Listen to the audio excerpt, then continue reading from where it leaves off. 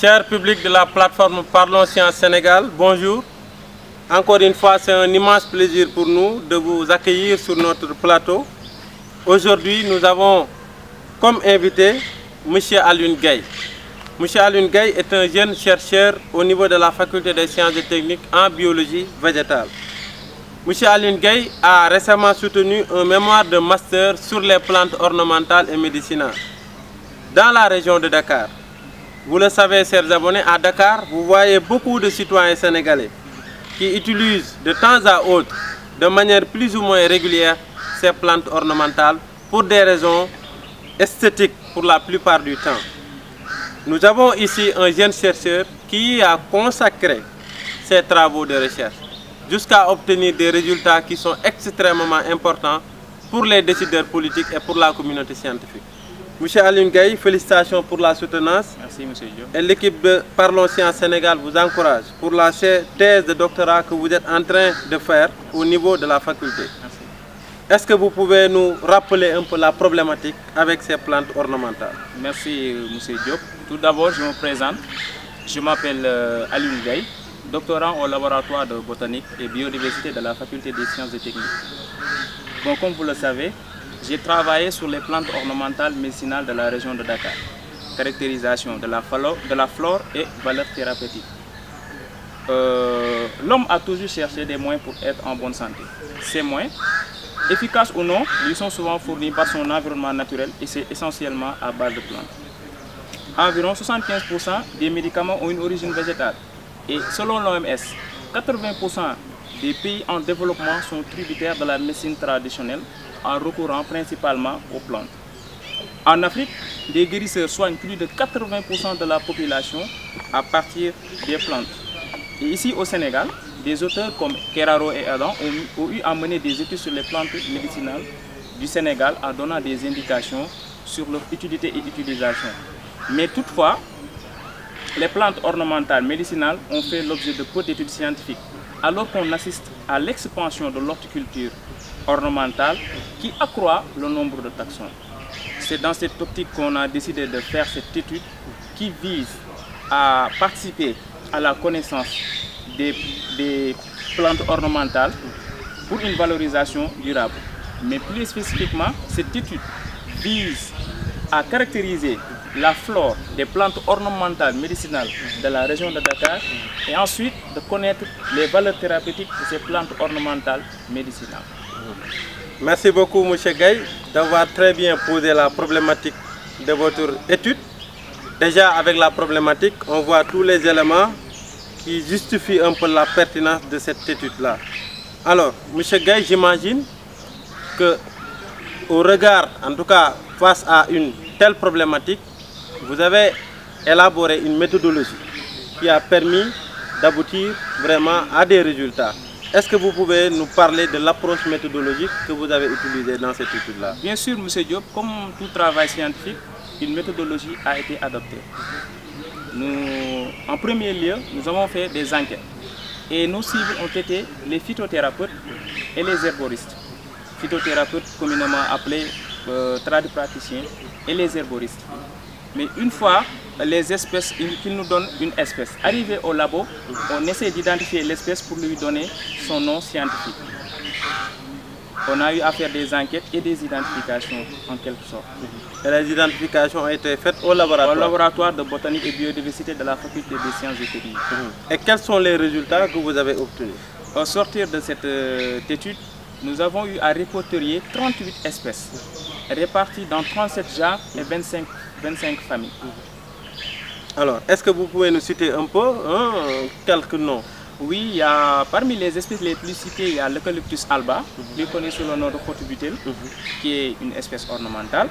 Il y a aussi le Catharanthus roseus, plus connu sous le nom de pervenche de Madagascar. Mais également, il y a le Haya senegalensis, plus connu sous le nom de Haya. Il y a aussi Nerium oleander, plus connu sous le nom de laurier rose. Il y a aussi Aloe barbodens, plus connu sous le nom de aloe vera. Excellent. Ça, c'est des résultats très intéressants.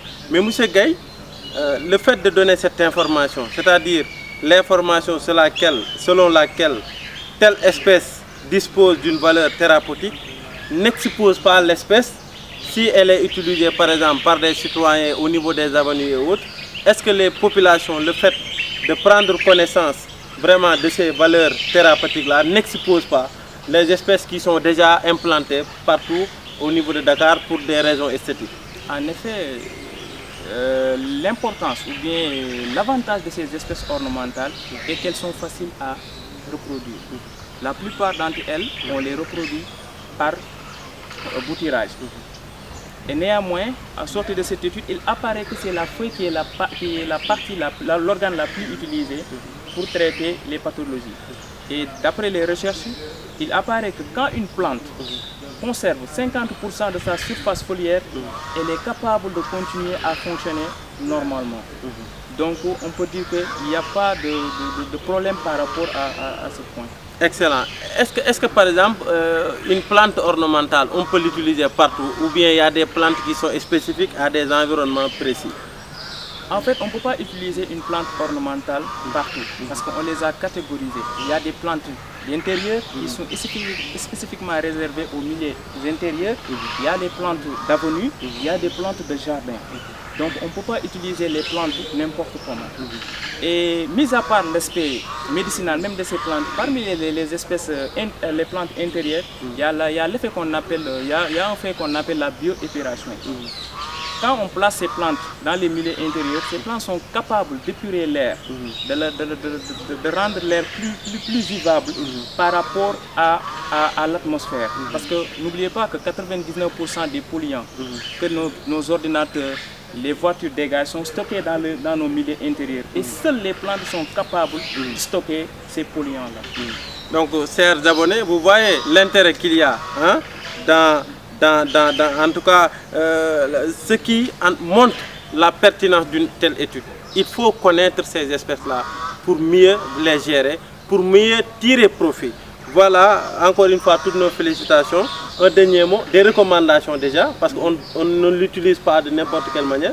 Des conseils et mots de remerciement. Je vais juste revenir sur le fait que ces plantes sont plus utilisées pour traiter des problèmes bronchopulmonaires, les asthénies sexuelles, les maladies vénériennes, il y a le diabète et il y a certaines dermatoses.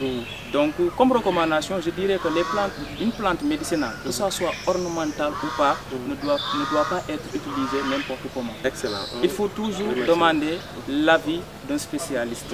N'oubliez pas que la plupart d'entre elles sont toxiques. Excellent. Donc l'utilisation doit être rationnelle. Excellent. Et mots de remerciement. Tout d'abord, je remercie les non-responsables de labo, à savoir le professeur Mamsa Mbambaye et le professeur Noba.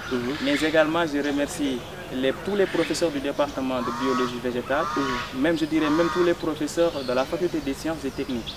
Je fais un petit coucou à ma famille, je remercie tous mes amis et je passe aussi le coucou à l'association VSC, volontaire au service de la communauté. Félicitations et également les personnes auprès de qui l'enquête a été faite. Oui, c'est ensemble ces personnes-là. Voilà, merci. Encore une fois, toutes nos félicitations, M. Gaye. Donc, chers abonnés de la plateforme Parlons Sciences Sénégal, voilà, c'est ce travail que nous sommes en train de faire, c'est ce que nous voulons. Parce que vous le savez, au Sénégal, il y a du potentiel scientifique. Le Sénégal a besoin de ce potentiel scientifique-là. Et jusqu'à maintenant, il n'y a pas encore un travail sérieux de valorisation au niveau de nos médias. C'est pourquoi nous, en tant que scientifiques, nous sommes en train de faire de notre mieux. Et la plateforme Parlons Sciences Sénégal est ouverte à tous les scientifiques.